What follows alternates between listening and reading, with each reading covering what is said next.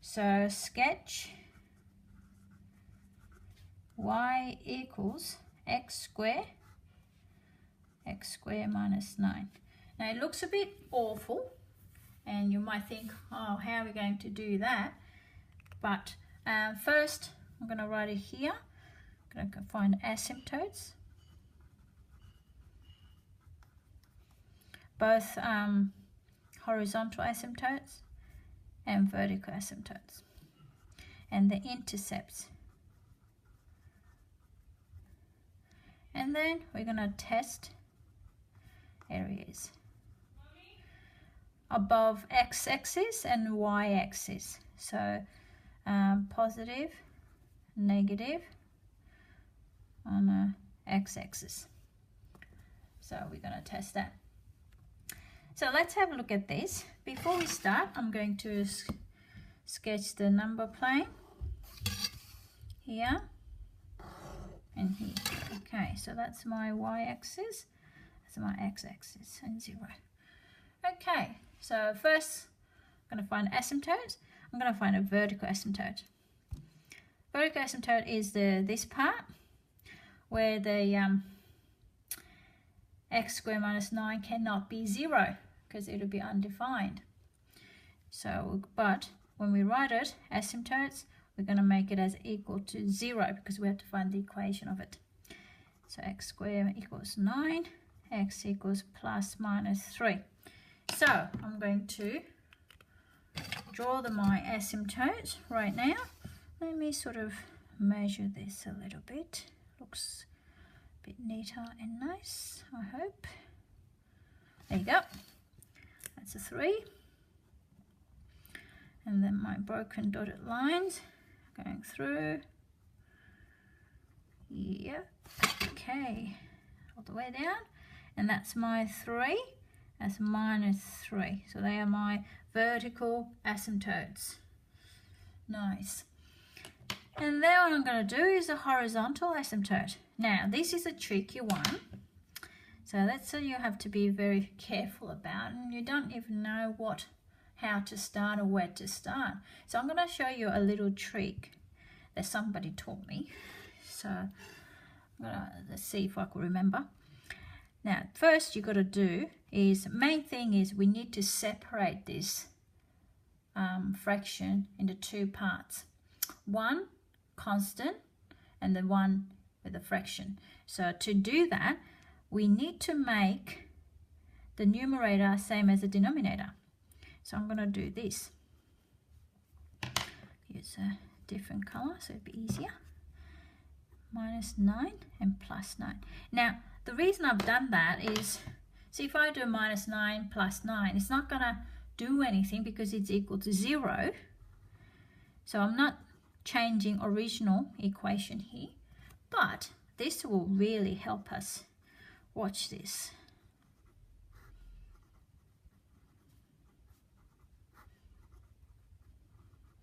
Here you go.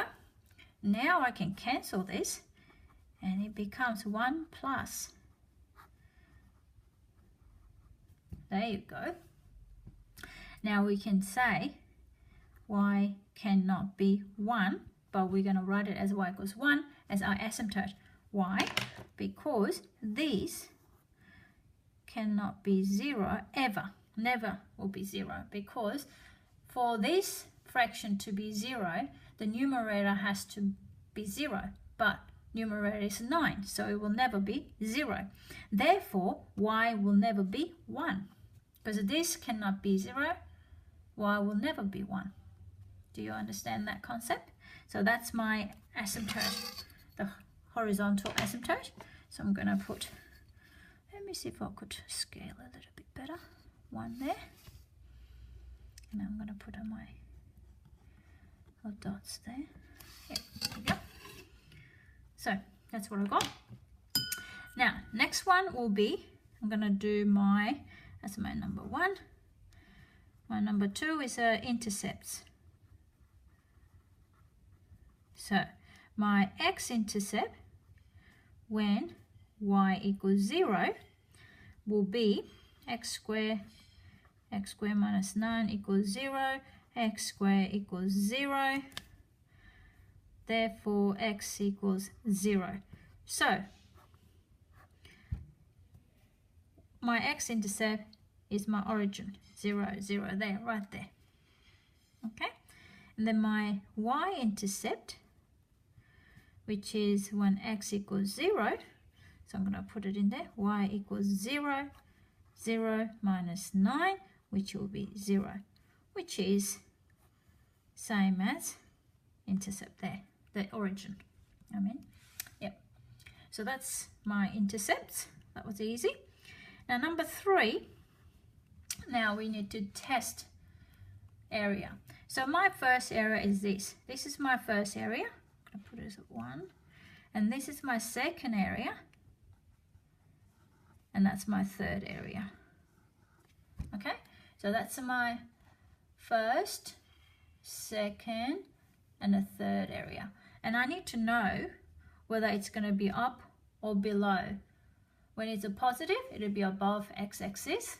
And then when it's negative, it'll be below x-axis. It's just all I want to know is by doing this so that my function will be which part of the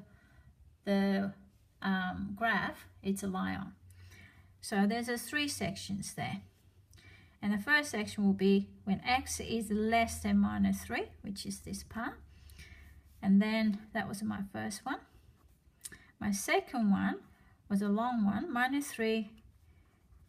X is between minus 3 and 3. My third one, final one, is x is bigger than 3. Okay? Now to test this, of course, I need to pick some testing points.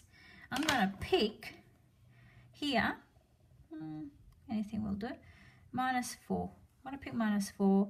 And here I'm going to pick 2. I'm going to pick 4.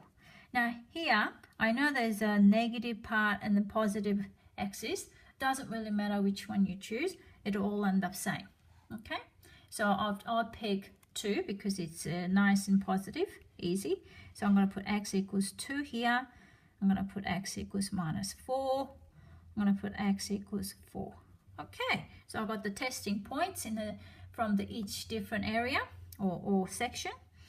So I'm going to put that in, y equals. So I will put it in there. I think you can just put it in straight away and find out whether it's a positive or negative. So I'll show you. So it'll be like this. Okay, so this will be 16. Now even you don't really need to do anything because it'll be positive, wouldn't it? So we know it's going to be positive, so it's going to be like this here. Okay, so that's easy. And here, you know it's going to be negative because what's that? That's going to be 4 minus 9, so it's going to be negative. And also we've got an intercept here, so it has to be below, so I'm going to put that in there here. Okay, and then last one, I'm going to put 4 in there, 4 squared. Well, it's the same as this, exactly same, because it's squared, so it'll be positive. So I'm going to be here. Okay. Now we know our function is lying on these 3 sections in this graph. Now, the main thing here is that with the asymptote in between, it gets closer to the asymptotes, but it will never touch. So it probably go like this, and probably will go like this.